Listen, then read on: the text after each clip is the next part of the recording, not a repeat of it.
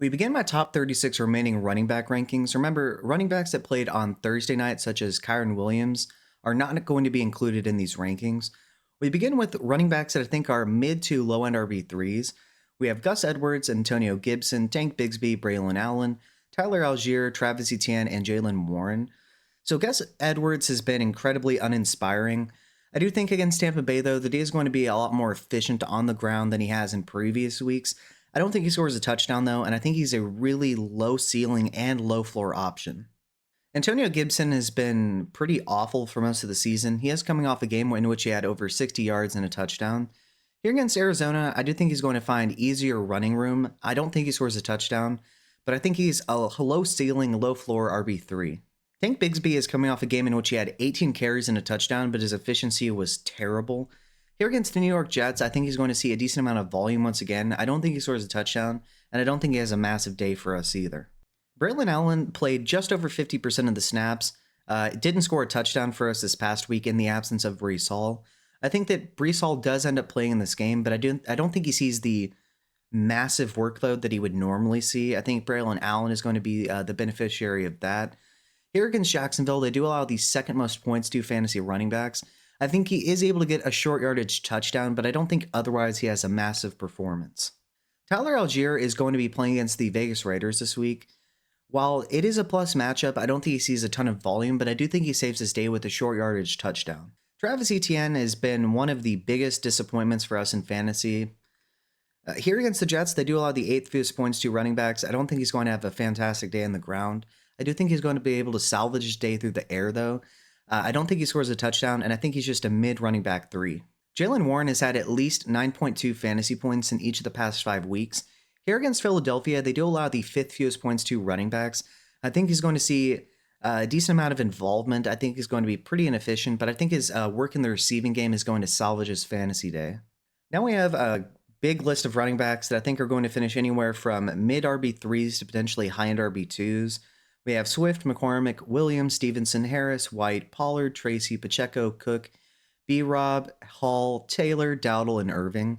So DeAndre Swift, after a really rough beginning of the year, then a really elite stretch of games, has definitely cooled off a bit. Here against Minnesota, they do allow the 3rd fewest points to fantasy running backs. I think he sees some dump-offs in this game, but I think he's going to be pretty inefficient, and I don't think he scores a touchdown. Sincere McCormick was pretty sincere for fantasy managers who were willing enough to start him in the flex. Here against Atlanta, they do allow the 10th fewest points to running backs, though, so it's not a fantastic matchup for him. I do think he's going to see enough volume, though, to be a solid running back 3, but I don't think he scores a touchdown. Javonte Williams has been horrible for us. We were lucky enough a couple weeks ago for him to happen to score a touchdown. Here against Indianapolis, though, it is a fantastic matchup. I think they will be able to run the ball quite a bit in this game. I do think they're going to be beating the Colts. And so I think he's a solid running back 3 for us, but I wouldn't expect a massive performance, but I think he'll be efficient. Ramondre Stevenson has seen at least 18 carries in 4 of the past 6 weeks. What has he done with them? Well, he hasn't put up massive fantasy performances.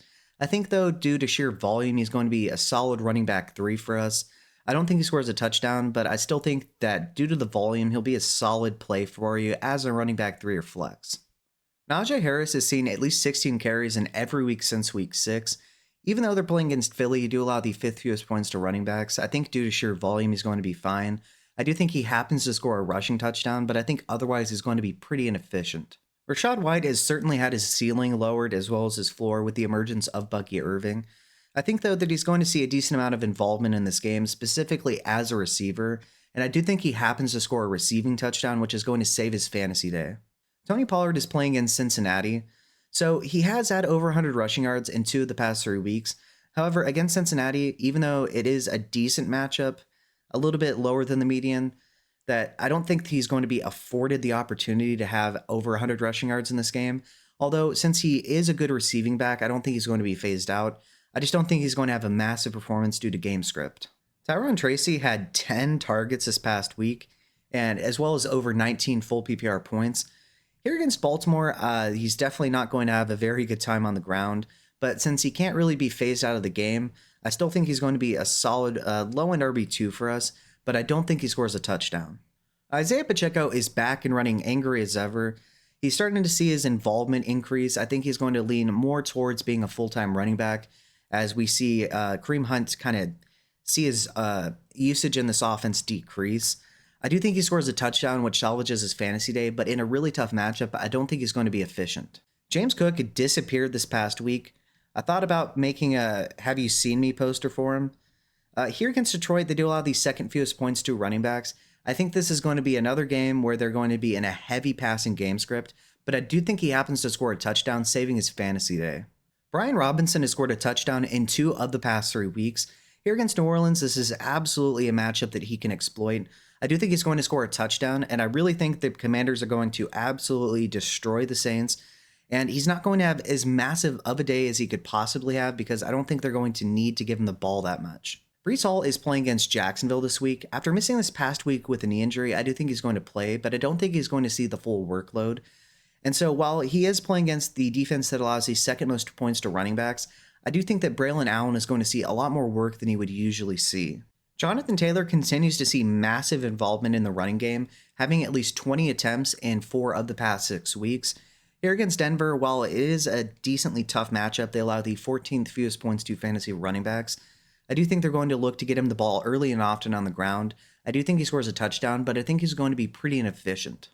Rico Dowdle just posted his second straight 100-yard rushing performance. These past 2 weeks were the first 2 times in which they've had a 100-yard rusher this season. Here against Carolina, they do allow the most points to fantasy running backs. I think he's going to be pretty efficient, but I don't think he scores a touchdown. Bucky Irving was really starting to take over this backfield before this injury sidelined him from this past game. Here against the Chargers, I do think he ends up playing. I do think he's going to be pretty efficient on the ground and through the air, but I don't think he gets a touchdown. I think Rachaad White does. If you like what you're hearing and seeing so far, feel free to like and subscribe. It's a free and easy way to support the channel, and I'd really appreciate it. Make sure you check out my wide receivers, tight ends, and quarterback rankings as well. Thanks.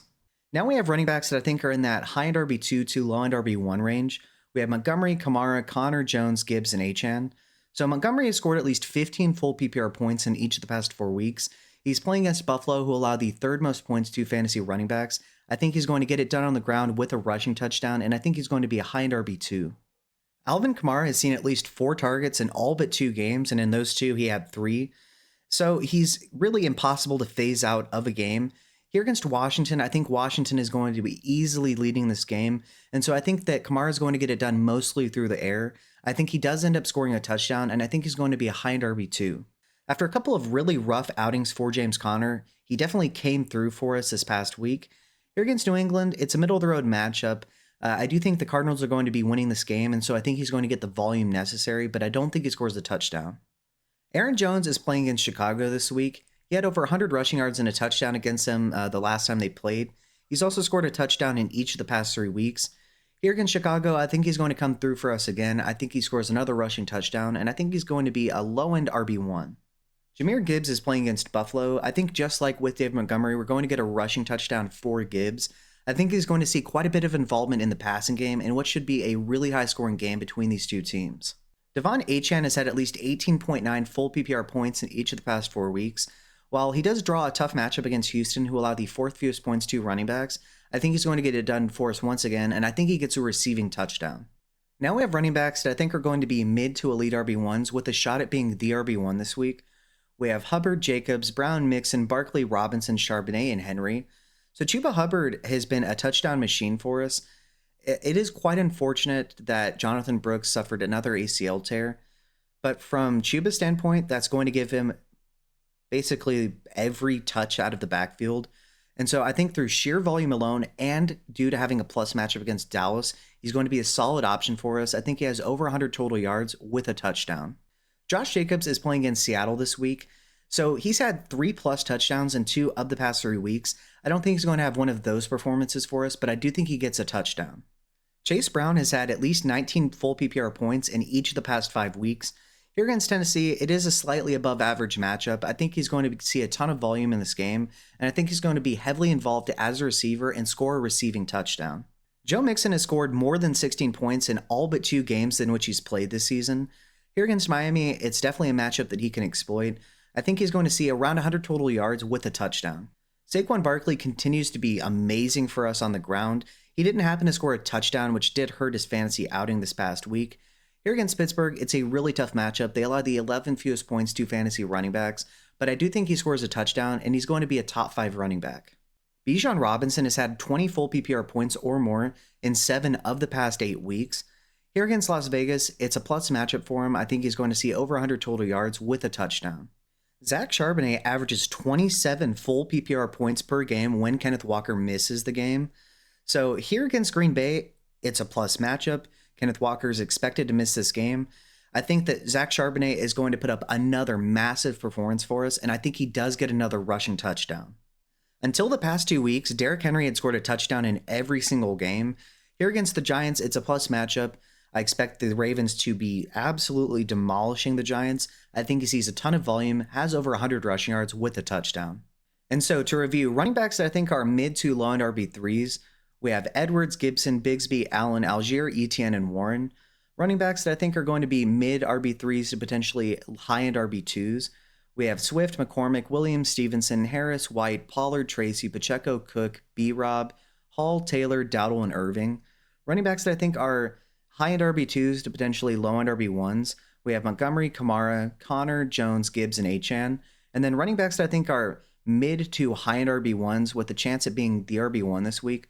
We have Hubbard, Jacobs, Brown, Mixon, Barkley, Robinson, Charbonnet, and Henry. All right, you know the drill. Who do I have too high? Who do I have too low? Is there somebody that I'm not projecting for enough fantasy points? If so, let me know below in the comment section and let me know why. With that being said, if you like what you've seen and heard in this video, feel free to like and subscribe. It's a free and easy way to support the channel, and I'd really appreciate it. And make sure you check out my wide receiver, tight end, and quarterback rankings as well. Thanks.